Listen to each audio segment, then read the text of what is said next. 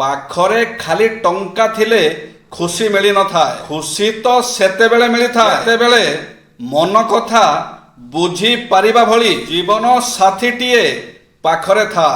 ଦୁର୍ଭାଗ୍ୟ ଆସିବାର 8ଟି କାରଣ। ଭଗବାନଙ୍କୁ ଅବିଶ୍ୱାସ କରିବା, ପିତା ମାତାଙ୍କୁ ଅପମାନ କରିବା, ସ୍ତ୍ରୀ ଲୋକମାନଙ୍କର ସମ୍ମାନ ନ କରିବା, ସର୍ବଦା ପରର ଅମଙ୍ଗଳ ଚିନ୍ତା କରିବା, ଅଭଦ୍ର ଭାଷା ପ୍ରୟୋଗ କରିବା, ନିରୀହ ଜୀବ ଉପରେ ଅତ୍ୟାଚାର କରିବା, ନିଜ କର୍ତ୍ତବ୍ୟରେ ଅବହେଳା କରିବା। କ୍ଷମା କରିବା ଏକ ଦୁର୍ବଳତା ନୁହେଁ, ବରଂ ଏହା ଏକ ଅସୀମ ଶକ୍ତି ଓ ଜ୍ଞାନର ପ୍ରତୀକ ଅଟେ। ତେଣୁ ଅନ୍ୟର ଭୁଲକୁ ସହିବା ଅପେକ୍ଷା ତାକୁ କ୍ଷମା କରିଦେବା ଅଧିକ ମହତ୍ୱପୂର୍ଣ୍ଣ ହୋଇଥାଏ। ଯେ ସ୍ୱାମୀ ବିବେକାନନ୍ଦଙ୍କର କିଛି ନୀତି ଶିକ୍ଷା। ମଣିଷ ଭିତରେ ଆଧ୍ୟାତ୍ମିକ ବଳ ଜାଗ୍ରତ ନହେଲେ ତାର ଶାରୀରିକ ଅଭାବ ଗୁଡ଼ିକ ଠିକ୍ ରୂପେ ପୂରଣ ହୁଏ ନାହିଁ। ଜ୍ଞାନ ଦାନ ଭୋଜ୍ୟ ଓ ବସ୍ତ୍ର ଦାନ ଠାରୁ ଶ୍ରେଷ୍ଠ ଦାନ।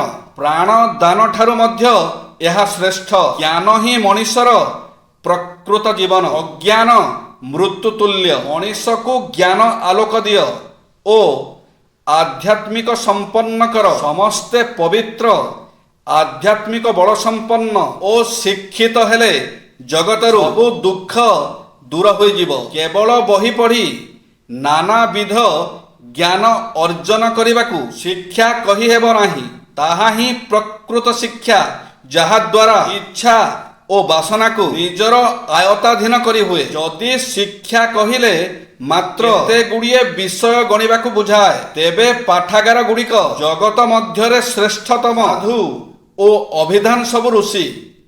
ଈଶ୍ୱର ପୂଜାରେ ଯେଉଁ ଫଳ ମିଳେ, ଦେଶର ହତଭାଗ୍ୟ, ଦୁଃଖୀ, ଦରିଦ୍ର, ନିରନ୍ନ, ନିରକ୍ଷରମାନଙ୍କର ସେବା କଲେ ସେହି ପୁଣ୍ୟ ଲାଭ ହୁଏ। ମହାମାନବ ମହାତ୍ମା ଗାନ୍ଧୀଙ୍କର କିଛି ନୀତି ଶିକ୍ଷା। ଦରିଦ୍ର ପକ୍ଷରେ ଅର୍ଥ ହିଁ ଧର୍ମ। ଉପବାସରେ ସଢ଼ୁଥିବା ଭାରତୀୟ କୋଟି କୋଟି ଲୋକଙ୍କୁ, ଉପବାସରେ ସଢ଼ୁଥିବା ଭାରତର କୋଟି କୋଟି ଲୋକଙ୍କୁ ଧର୍ମୋପଦେଶ ଦେଇ ସେମାନଙ୍କର ହୃଦୟ କିଣିବା ଅସମ୍ଭବ। ସେମାନଙ୍କୁ ଖାଦ୍ୟ ଦିଅ, ସେମାନେ ତମକୁ ଦେବତା ମଣିବେ। ଯିଏ ସମସ୍ତଙ୍କୁ ଆପଣାର କରିବା ଶକ୍ତି ହରାଏ, ସେ ତାର ସର୍ବସ୍ୱ ହରାଏ। ଯିଏ ନିଜେ ଶ୍ରମ ନ କରିବ, ଖାଇବାର ତାର ଅଧିକାର ନାହିଁ। ସ୍ତ୍ରୀ ପୁରୁଷର ଚାକରାଣୀ ନୁହେଁ, ସହଧର୍ମିଣୀ ଓ ଅର୍ଦ୍ଧାଙ୍ଗିନୀ। ଦୟା ହେଉଛି ସଦ୍ଗୁଣମାନଙ୍କ ମଧ୍ୟରେ ଶ୍ରେଷ୍ଠତମ। ନିଜର ଦୋଷ ସ୍ୱୀକାର କଲା ପରେ ହୃଦୟ ଅଧିକ ପବିତ୍ର ଓ ନିର୍ମଳ ହୋଇଥାଏ। ଦଣ୍ଡ ଦେବା ଅପେକ୍ଷା କ୍ଷମା କରିବାରେ ମାନବିକତାର ପରିସ୍ଫୁଟନ ଘଟିଥାଏ। ପାରସ୍ପରିକ କ୍ଷମା ଓ ସହନଶୀଳତା ହେଉଛି ସୃଷ୍ଟିର ନିୟମ। ମୃତ୍ୟୁ ପରେ ଏହା ହିଁ ଜୀବନ। ସ୍ତ୍ରୀ ଯାଇଥାଏ ସଡ଼କ ଯାଏ, ଭାଇ ବନ୍ଧୁ ଯାଇଥାନ୍ତି ଶ୍ମଶାନ ଯାଏ, ପୁତ୍ର ଯାଇଥାଏ ଅଗ୍ନିଦାନ ଯାଏ। କେବଳ ଗୋଟିଏ ଜିନିଷ ହିଁ ଭଗବାନ ଯାଏ ଯାଇଥାଏ, ତାହା ହେଉଛି ଆପଣଙ୍କର କର୍ମ। କମ ବୟସରେ ସଫଳ ହେବାକୁ ହେଲେ କମ ବୟସରୁ ନିଜର ଦାୟିତ୍ୱ କ'ଣ ସେଇଟା ବୁଝିବାକୁ ପଡ଼ିବ। ଆଉ ନିଜର ଦାୟିତ୍ୱ କ'ଣ ସେତେବେଳେ ବୁଝିପାରିବେ ଯେତେବେଳେ ଆପଣ ନିଜର କମ୍ଫର୍ଟ ଜୋନ୍ରୁ ବାହାରକୁ ବାହାରିବେ।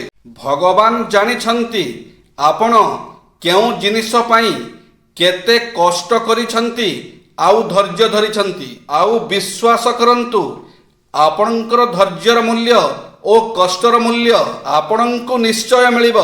ବା କେବଳ ଭଗବାନଙ୍କ ଉପରେ ବିଶ୍ୱାସ ରଖି କର୍ମ କରି ଚାଲନ୍ତୁ। କାହା ସହିତ କେମିତି କଥାବାର୍ତ୍ତା କରିବା ଉଚିତ? ମାଙ୍କ ସହିତ ପ୍ରେମରେ କଥା ହୁଅନ୍ତୁ। ବାପାଙ୍କ ସହିତ ସମ୍ମାନର ସହ କଥା ହୁଅନ୍ତୁ। ପତ୍ନୀଙ୍କ ସହିତ ସତ୍ୟତାପୂର୍ଣ୍ଣ କଥା ହୁଅନ୍ତୁ। ପିଲାଙ୍କ ସହ ଉତ୍ସାହରେ କଥା ହୁଅନ୍ତୁ। ଭଉଣୀଙ୍କ ସହ ସ୍ନେହରେ କଥା ହୁଅନ୍ତୁ। ଭାଇଙ୍କ ସହ ହୃଦୟରୁ କଥା ହୁଅନ୍ତୁ। ବନ୍ଧୁଙ୍କ ସହ ଉଲ୍ଲାସରେ କଥା ହୁଅନ୍ତୁ। ଗ୍ରାହକଙ୍କ ସହ ସାଧୁତାର ସହ କଥା ହୁଅନ୍ତୁ। ବିକ୍ରେତାଙ୍କ ସହ ନିଶ୍ଚିତ ହୋଇ କଥା ହୁଅନ୍ତୁ। ନେତାଙ୍କ ସହ ସାବଧାନତାର ସହ କଥା ହୁଅନ୍ତୁ। ଭଗବାନଙ୍କ ସହିତ ନୀରବରେ କଥା ହୁଅନ୍ତୁ। ଜୟ ଶ୍ରୀ ଜଗନ୍ନାଥ।